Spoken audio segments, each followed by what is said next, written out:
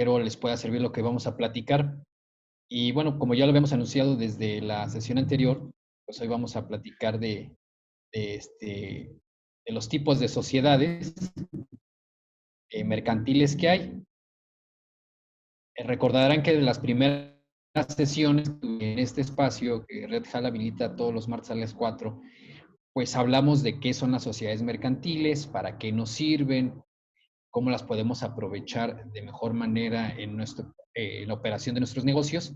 Y bueno, pues como los tiempos son breves, es muy amplio el tema y hoy nos toca abonar un poco más platicando sobre los diferentes tipos de las sociedades que tenemos disponibles. Y bueno, para esto, lo primero es que vamos a responder o tratar de responder al menos de una manera muy general durante la sesión, pues de las sociedades mercantiles que hay, cuál me conviene más, cuál me sirve para mi operación de negocio y recordar también un poquito que estamos hablando de sociedades mercantiles, pero que pues hay otro tipo de sociedades que serían las sociedades civiles y que la principal diferencia entre estas dos es que con las sociedades civiles no se pueden realizar actos de comercio. Como ¿cuál sería un acto de comercio? Bueno, pues la compra de mercancías para venderlas. Entonces, cuando vendemos mercancías, estamos realizando, valga la redundancia, un acto de comercio, cosa que no podremos hacer con una sociedad civil y solo podemos hacerlo con las sociedades de carácter mercantil. Bueno, entonces, ¿cuál nos conviene? Vamos a analizar un poquito las que tenemos. Las sociedades más comunes que tenemos son la sociedad anónima, la sociedad de responsabilidad limitada, la sociedad promotora de inversión y la sociedad por acciones simplificada. Son las que normalmente vamos a encontrar en el ejercicio diario del comercio. Si ustedes se dan cuenta, cuando hayan solicitado una factura después de comprar alguna mercancía, pues la más común es que van a ver ahí que dice a la mejor Empresa Feliz S.A. de CB, ¿sí? También podrán encontrar en menor cantidad, pero también bastante abundante, la Sociedad de Responsabilidad Limitada o pues SDRL, también la van a encontrar como DCB, Sociedad de Responsabilidad Limitada de Capital Variable. En mucha menor proporción, pero también habrá algunas, pues las famosas APIs. Y muy nuevas, relativamente, pues las sociedades por acciones simplificadas o SAS. Esas sobre todo escucharán hablar de ellas en espacios de emprendimiento. Y la idea es que platiquemos al menos sobre estas cuatro. Son muchas más en la Ley General de Sociedades Mercantiles, pero uno, no nos alcanza el tiempo para hablar de todas. De hecho, no nos alcanzará el tiempo para hablar bien sobre esas que tenemos enfrente. Y además, aunque tuviéramos el tiempo, pues no son tan relevantes muchas de las sociedades que, aunque están en la ley, ya no se utilizan y es muy extraño llegar a ver una. Bueno, entonces, vamos a hablar de las dos principales tipos de sociedades, vamos a hablar un poquito de sus diferencias y con esto muy probablemente podamos ir dejando claro o al menos ir abonando a cuál nos conviene más, de qué nos serviría una o de qué nos serviría la otra. Por ejemplo, tenemos, bueno, la sociedad anónima y tenemos la sociedad de responsabilidad limitada y pongo aquí tres características principales de ambas que nos van a, bueno, pues nos van a traer ya sea similitudes o diferencias. La primera, déjenme ver si puedo, aquí está, ¿no? La primera es esta, la responsabilidad limitada por las deudas de la sociedad.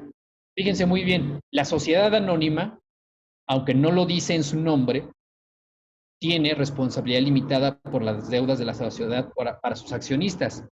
La sociedad de responsabilidad limitada, que lo lleva en su nombre, pues por eso se llama así, tiene también responsabilidad limitada por las deudas de la sociedad para sus socios. ¿Qué significa esto? Bueno, de manera muy sencilla, que los socios solo podrán perder en la operación de ese negocio, lo único que podrán perder es lo que aportaron. Nada más podrán perder. Así como se escucha. Y esto tiene una serie de consecuencias. Por ejemplo, pues al mismo tiempo solo se le podrá exigir a un socio de una sociedad de responsabilidad limitada o a un accionista de una sociedad anónima, solo se les podrá exigir que aporten el capital social que prometieron aportar. No se les podrá exigir nada más porque su única responsabilidad se limita a eso, a aportar el capital social.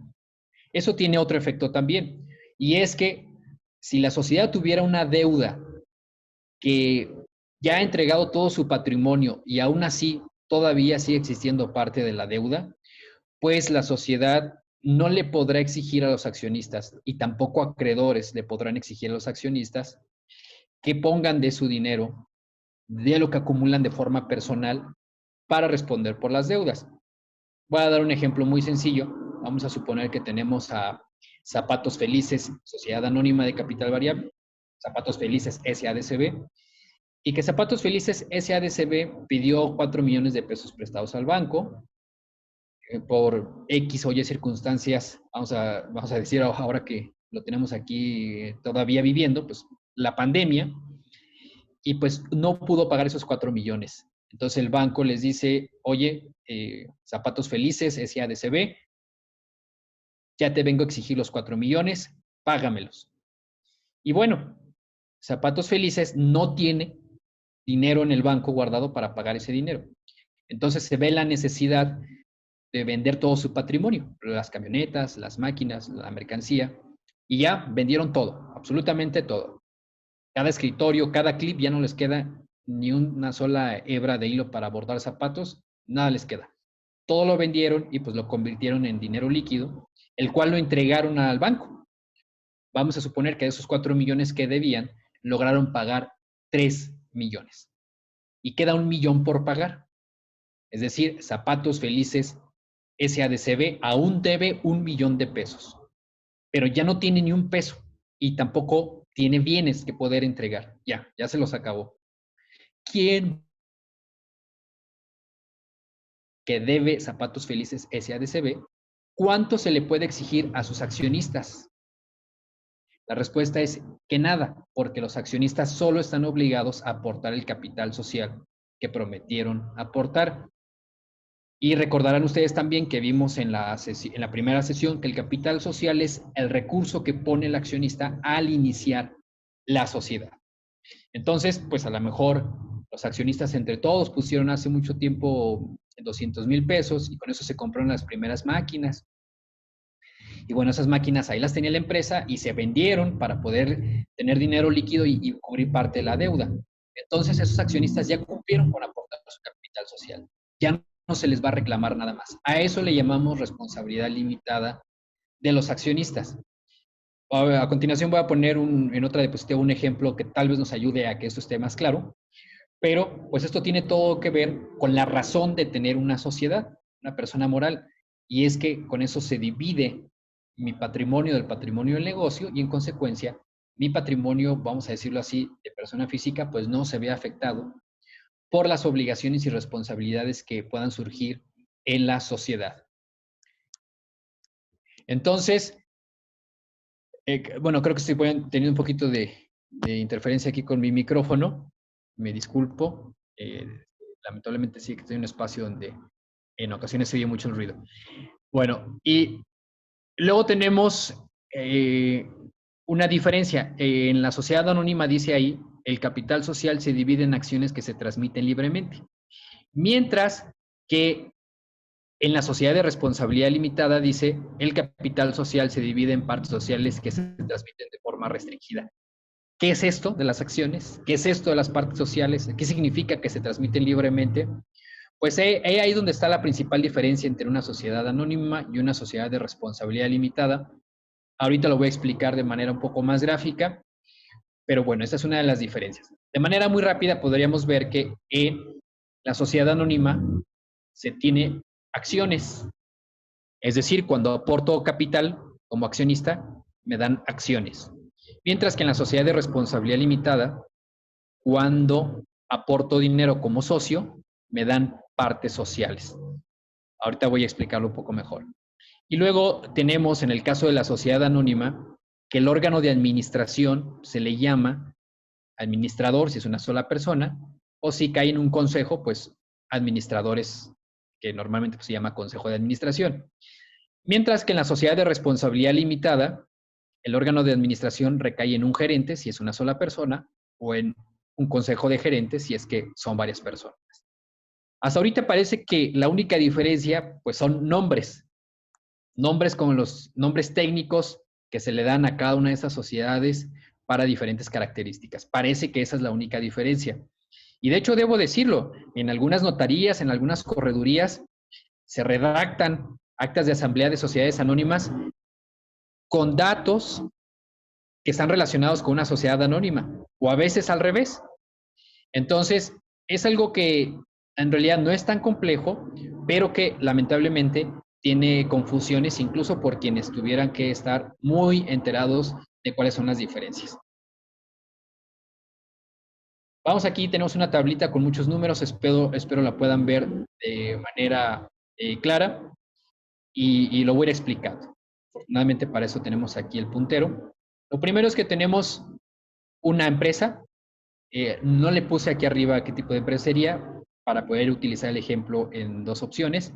Vamos a suponer que es Zapatería Feliz S.A.D.C.B., que ya lo estamos platicando, ¿verdad? Entonces tenemos aquí Zapatería Feliz S.A.D.C.B., es decir, es una sociedad anónima y tiene de capital social 1,000,000 de pesos. ¿Qué significa esto? Bueno, que al iniciar o para iniciar el negocio, sus accionistas, que son Juan, Fernanda y Teresa, entre los tres aportaron 1,000,000 de pesos. Entonces, los accionistas tienen derecho a dos principales cosas en una sociedad. A tomar decisiones es una, y dos, a llevarse las ganancias, porque pues, para eso están invirtiendo el dinero. Bueno, para poder dividir y saber cómo van a ejercer esos derechos, ya sea llevarse ganancias o los derechos a tomar decisiones en la empresa, para eso el capital social se divide en acciones. Este 1,000,000 de pesos lo vamos a dividir en 10 acciones, por lo que cada acción pues va a tener un valor de 100,000 pesos. 100,000 por 10, tenemos 1,000,000 de pesos, ¿sí? Bueno, entonces, Juan traía 600,000 pesos para aportar al capital social que habían decidido fuera 1,000,000 de pesos.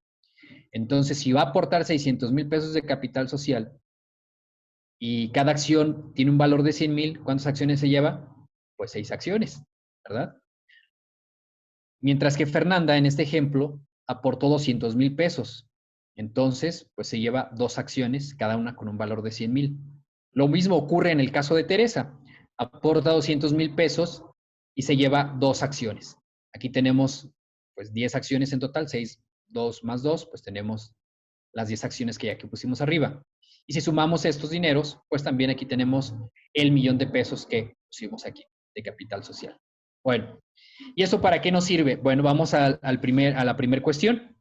Me regreso un poquito a la diapositiva anterior y veíamos que en una sociedad anónima tenemos un administrador como órgano de administración. Es decir, esta persona va a representar legalmente a la sociedad, es la que va a firmar los cheques, es la que va a ir a abrir la cuenta en el banco, la que tendrá una relación con el SAT y estará obligada a hacer las declaraciones de la sociedad, etcétera. Ese es el órgano de administración. Y entre las cosas que tiene que hacer, pues es la representación legal de la sociedad. Bueno, pues es 1,000,000 de pesos sobre los que hay que tomar decisiones. Entonces, vamos a suponer que ninguno de los que están aquí, Juan, Fernanda y Teresa, conocen muy bien el negocio de los zapatos. Pero, pues ellos creen que puede dejar mucho dinero y pues están buscando dónde invertir su dinero.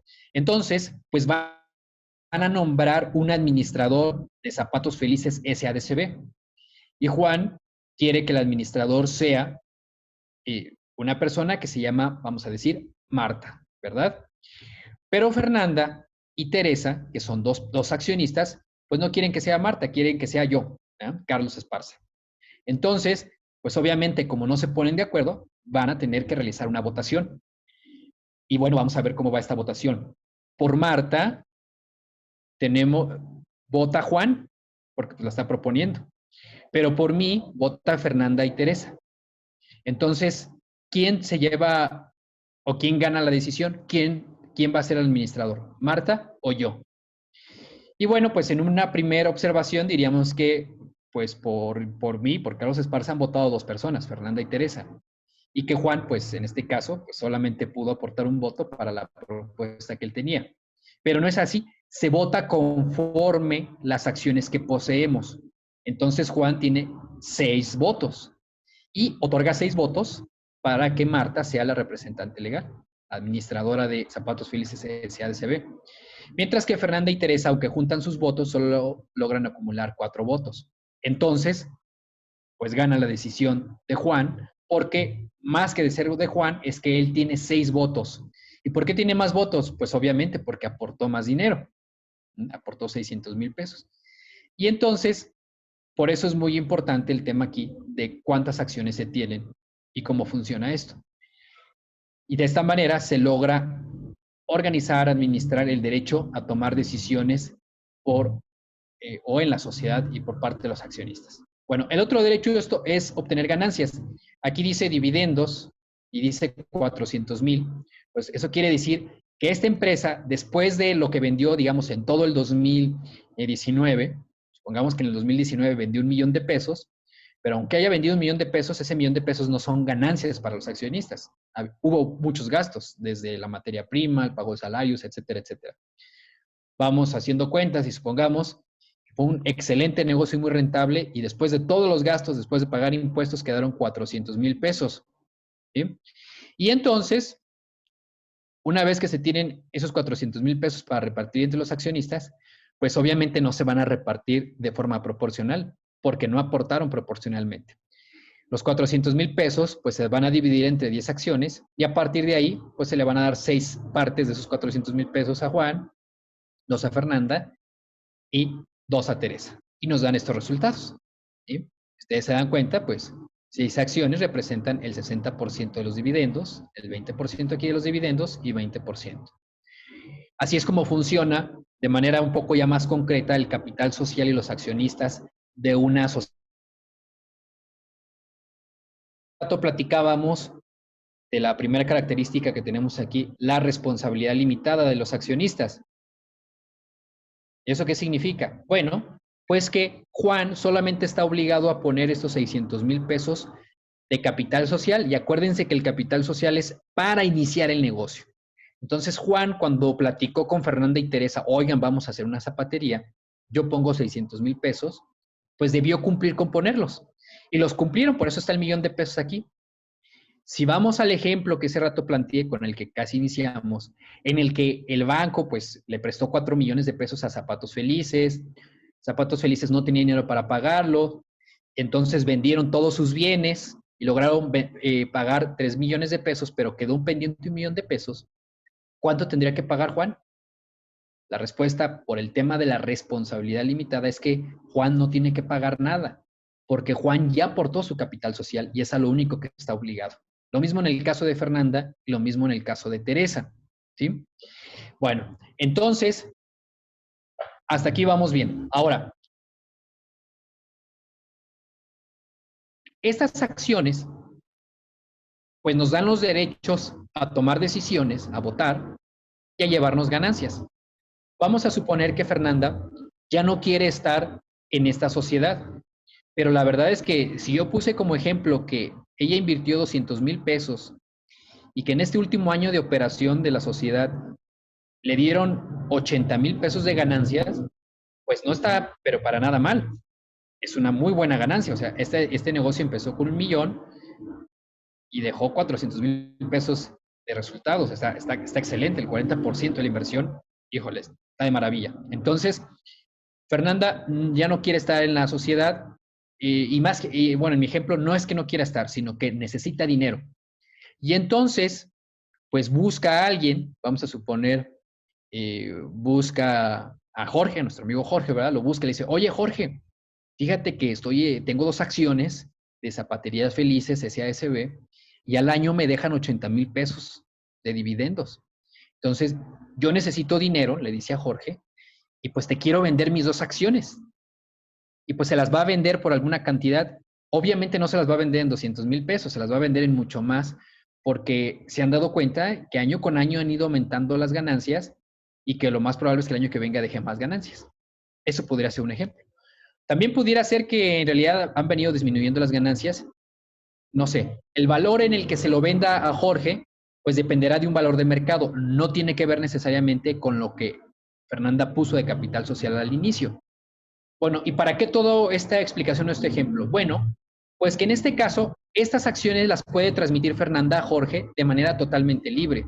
De tal manera que aquí ya no diría Fernanda, ahora sería Jorge el nuevo accionista.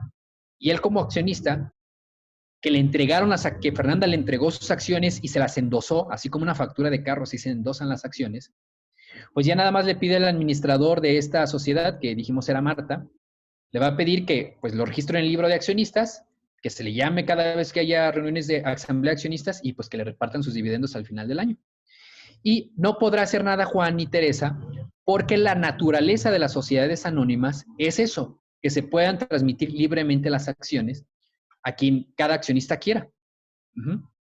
Entonces, cuando se transmiten las acciones, no sale dinero de la sociedad, como vimos en el ejemplo. Lo que cambia es que bueno, vamos a decirlo así, cambia el titular de las acciones, ¿sí? Y bueno, eso es lo que pasa en una sociedad anónima de manera muy general. En el caso de una sociedad de responsabilidad limitada, vamos a utilizar el mismo ejemplo, pero ahora en lugar de que sea Zapatos Felices SADCB, pues sería Zapatos Felices SDRL. En este supuesto, tenemos el mismo capital social, tenemos los mismos 3 socios, pusieron las mismas cantidades de dinero, pero aquí no vamos a tener acciones. Yo sé que aquí dice, pero vamos teniendo claro que para el caso de capital social de una sociedad de responsabilidad limitada no va a haber acciones. Va a haber 3 partes sociales, nada más. ¿Por qué 3? Porque son 3 socios. Cada socio tiene una parte social. Aquí diría 1, 1 y 1. Pero la parte social de Juan representa 600,000 pesos. Y evidentemente tiene pues más voto, porque por cada peso que ella ha puesto tiene un voto. Entonces tiene 600,000 votos. Ella 200,000 y ella 200,000. ¿Sí? Bueno, hasta ahí no cambia mucho más que el nombre. En vez de hacer acciones son partes sociales. En lugar de que se dividan las acciones en el número que ellos quieran, pues a cada uno le toca una parte social, pero representa igual beneficio ya sea para votar o para llevarse ganancias. La diferencia es que en el caso de una parte social, para que Fernanda se la quisiera vender a Jorge, requiere la aprobación de los demás socios. Requiere que los demás socios aprueben que se transmita esta parte social. Y también si se transmite, aprueban la transmisión, Juan y Teresa tienen derecho a que se les transmita a ellos primero la parte social antes que a un tercero. Y si aún así aprueban que se le transmita a un tercero, en este caso a nuestro amigo Jorge, pues también tienen derecho a elegir si aceptan a Jorge o no aceptan a Jorge como socio. Por eso es que veíamos acá que el capital social se divide en partes sociales que se transmiten de forma restringida, es decir, sí se puede transmitir, pero se requiere la aceptación de los socios, la mayoría de los socios. Y aquí no, aquí las acciones en la sociedad anónima se pueden transmitir de forma completamente libre. Esa es la principal diferencia entre una sociedad anónima y una sociedad de responsabilidad limitada.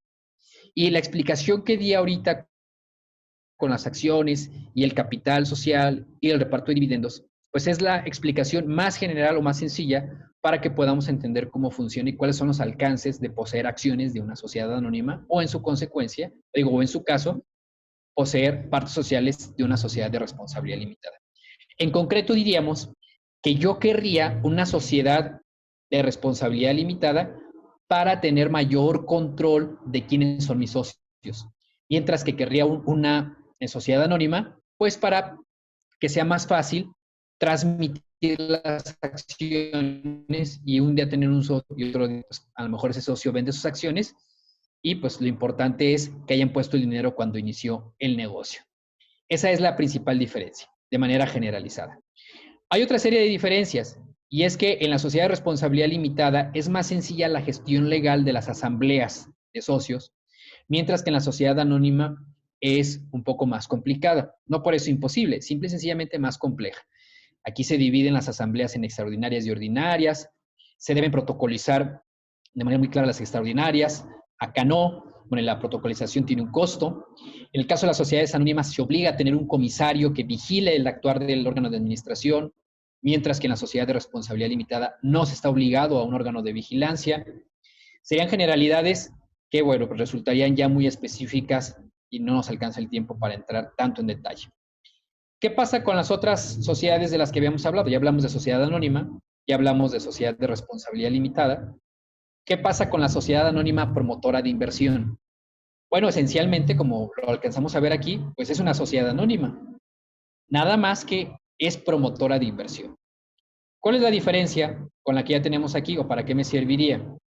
Bueno, de manera general, acuérdense que aquí, para que Juan decida más o que tenga mayor poder de decisión es porque tiene más acciones. Y tiene más acciones porque aportó más capital social, ¿sí? Bueno, en una sociedad anónima promotora de inversión, puede ser que yo tenga 6 acciones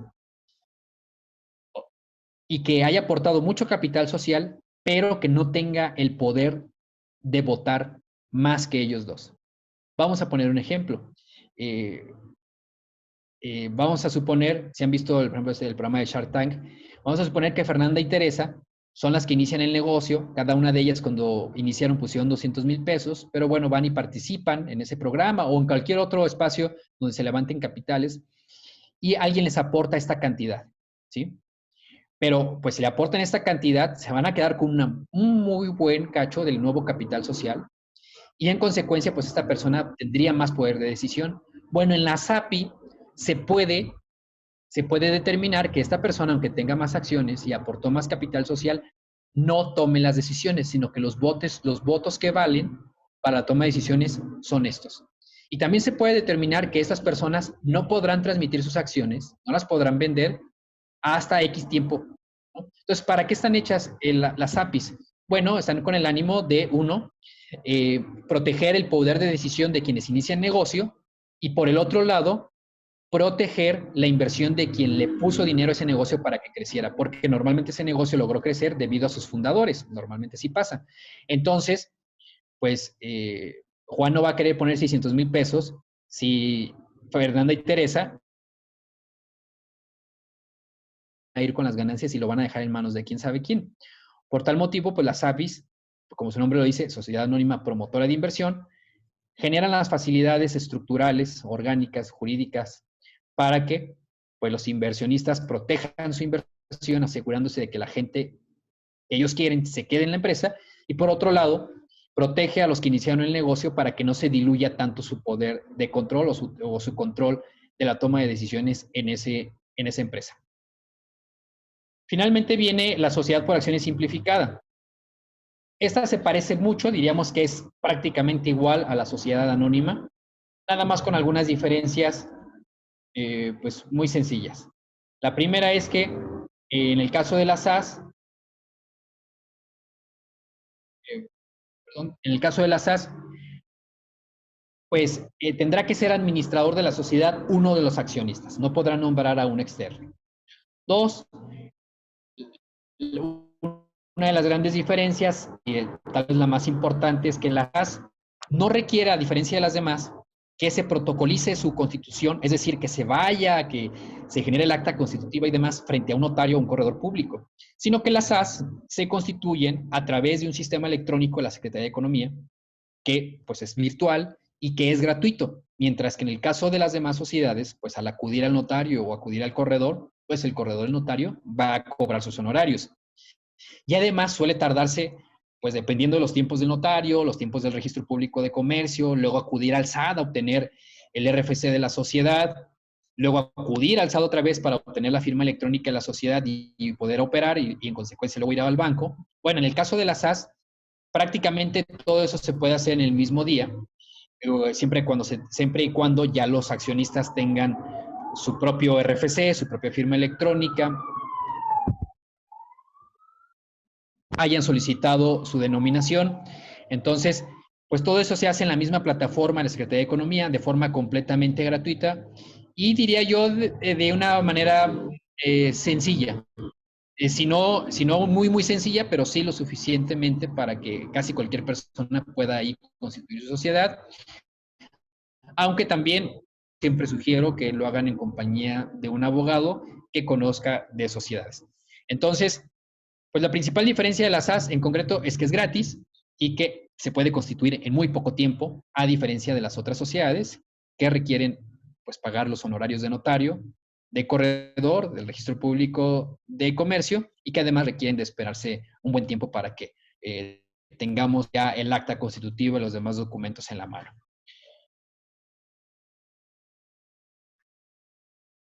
Bueno, aquí tenía yo una diapositiva que nos explicaba un poquito de los órganos de la sociedad y ya los vimos de manera general en lo que fuimos explicando. El órgano deliberante, acuérdense, son los accionistas o los socios, los que aportan el capital social.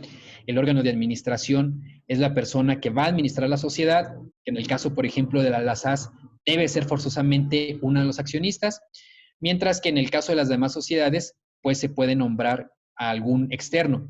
En las APIs también el órgano de administración por ley debe ser un consejo de administración, no una sola persona. Y bueno, por supuesto hay muchos más detalles, muchas más especificaciones de las asambleas, de cómo se deben protocolizar y de una serie de controles que deben tener las sociedades. Lamentablemente, bueno, el tiempo es limitado y no podemos explayarnos tanto y ser tan detallistas con esas cuestiones. Por lo que yo les sugiero que si deciden ustedes que su negocio opere a través de una persona moral, a través de una sociedad, con un abogado normalmente le llamamos un abogado de empresa o un abogado que lleva corporativo, si se le dice, para que les escuche cuáles son sus necesidades, cuál es el tamaño de su negocio, qué es lo que pretenden hacer y en consecuencia pues les sugiera la sociedad que más les convenga a su tipo de negocio. Hasta aquí pues termina lo que les quería compartir y pues estoy abierto a escuchar sus comentarios, sus dudas, sus sugerencias. Jorge, ¿sabes si tenemos alguna duda por parte de quienes nos están escuchando?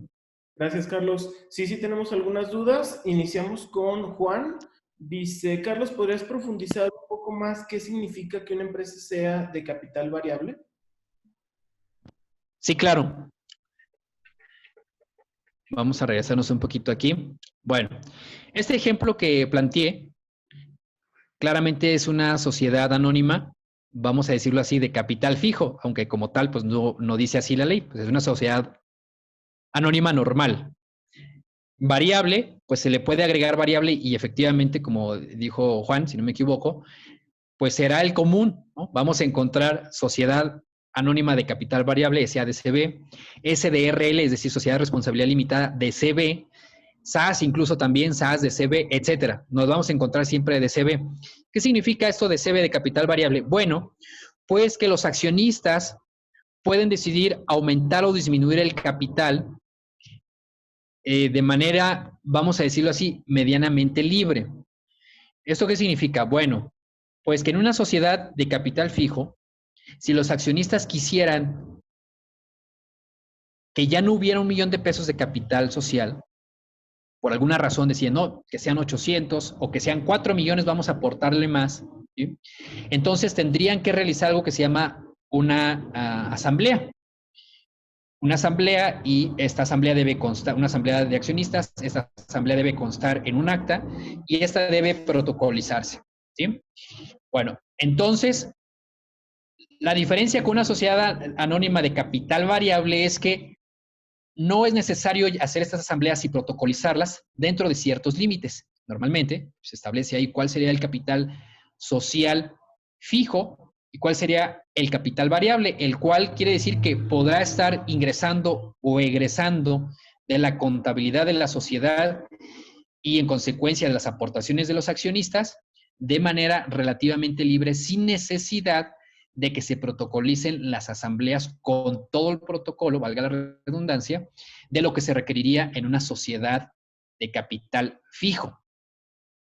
En conclusión y en concreto, pues es un tema un tanto contable y es un tema más bien de la gestión legal de las asambleas de las sociedades. Por lo que siempre van a escuchar la gran recomendación de contadores y abogados de que su sociedad sea de capital variable. Espero haber respondido más o menos a esta pregunta. Jorge, ¿habrá otra pregunta? Gracias, Carlos. Nos pregunta Marcela, ¿recomiendas alguna cláusula de salida de socios en el caso de fallecimiento? Sí, claro, aunque, bueno, de manera general, Y qué bueno que menciona Marcia esta pregunta. Debo decirles que de manera general, en el caso de las sociedades anónimas, pues las acciones son para que se transmitan libremente, sin el consentimiento de los accionistas. De tal manera que si algún accionista falleciera, pues esas acciones le corresponderían a sus herederos, a quien determine la ley, o pues sí, la ley que sea sus herederos, ¿no?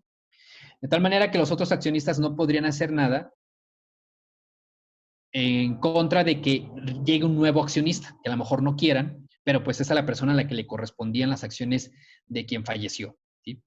Bueno, aún así debo decirles, en el caso, bueno, y en el caso de la sociedad de responsabilidad limitada, como lo platicábamos, pues ahí sí, las partes sociales, pues sí tienen un candado, vamos a decirlo así, porque para que se transmitan las partes sociales, pues se requiere la aprobación de la mayoría de los socios. Bueno, viendo esa diferencia, podríamos decir entonces que las acciones se transmiten libremente y me aguanto cómo las transmiten mis socios. Sin embargo, hay recientes modificaciones a la ley en las que ya se permite a la sociedad anónima poner un poco de estos candados para que entonces la transmisión de esas acciones se tenga que poner a consideración de los demás accionistas.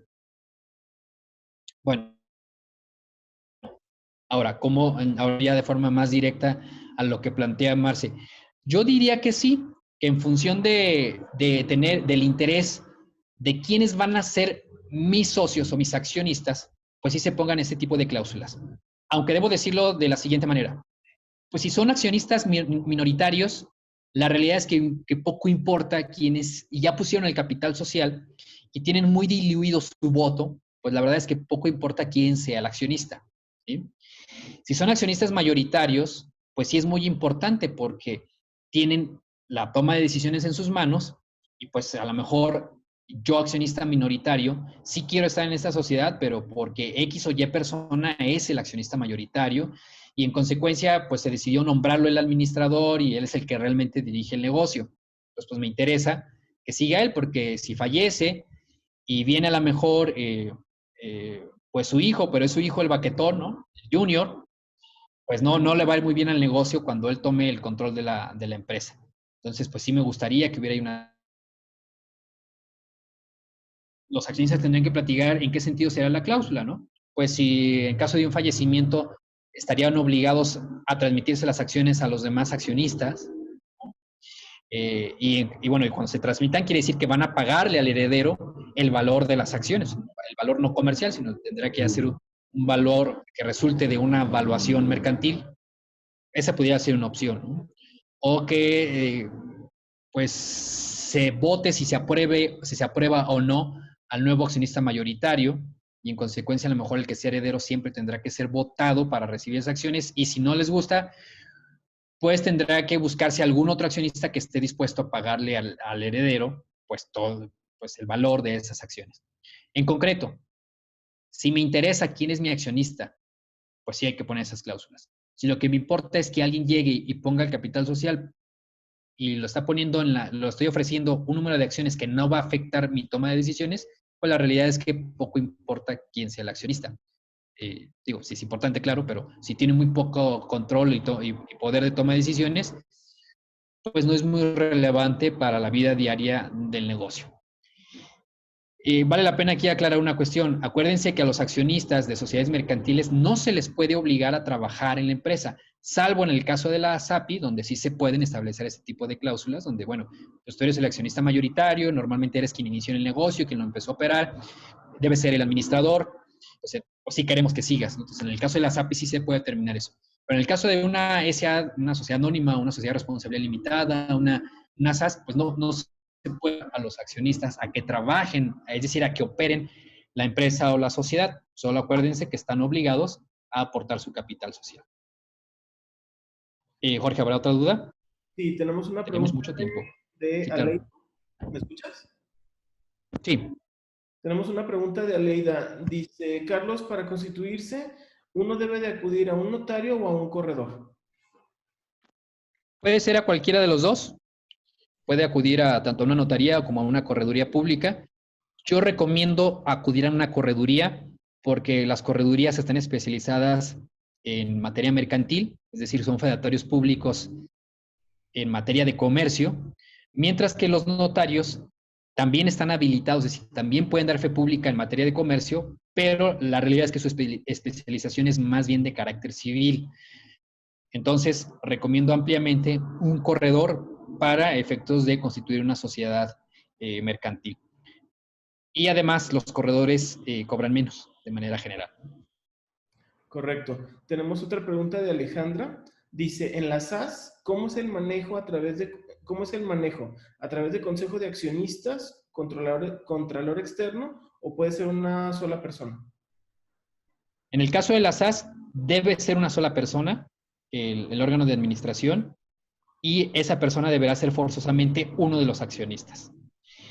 Y bueno, aprovechando, la sociedad anónima, la de responsabilidad limitada, la SAPI, cuando hablamos de accionistas, cuando hablamos de socios, pues se refiere a eso, a que para que existan requieren de al menos 2 socios, 2 accionistas. Mientras que la SAS puede ser unipersonal, es decir, Jorge puede ser el único socio de su sociedad llamada Restaurante Feliz SAS de CB. Puede ser el único socio y en consecuencia pues tendrá que ser él forzosamente el administrador. Entonces, pues así, de manera muy sencilla, debe ser forzosamente una sola persona y deberá ser uno de los accionistas. Correcto. Mirta nos pregunta, ¿una sociedad civil también es mercantil? No, no lo es. Justo como tú lo acabas de decir, una sociedad civil es civil. La primera clasificación entre sociedades es sociedades civiles y sociedades mercantiles. Entonces, una sociedad civil, pues es una sociedad civil, no es mercantil, por lo tanto no puede realizar actos de comercio, lo cual significa que no puede comprar mercancías para venderlas. Una sociedad civil, pues no puede comprar, no puede ser un restaurante, porque en un restaurante se compra comida para prepararla y luego venderla. Entonces, ¿para qué sirven las sociedades civiles? Pues normalmente las utilizan los profesionales. Un despacho de contadores, un despacho de abogados, un despacho de arquitectos, normalmente están constituidos así. Abogados Felices, SC, es decir, sociedad civil. Gracias, Carlos. Nos quedan 2 preguntas. Nos dice Sí, Marta, a las que sean. ¿con cuál sociedad se puede hacer una mejor deducción de gastos? Bueno, eso no depende propiamente de la sociedad, depende de, de cómo esté normalmente de su objeto social. Así lo respondería, ¿no? Depende del objeto social qué tanto se puedan deducir los gastos, porque los gastos son deducibles a partir del objeto social de las sociedades. Hay algunas facilidades para algunos temas de inversión respecto de las APIs, pero no se requiere propiamente a las deducciones que hace la sociedad, sino de quienes van a aportar dinero a ellas. Entonces, pues mi respuesta sería, la sociedad que mejor sirve para deducir sería aquella que está debidamente constituida y su objeto social está bien redactado.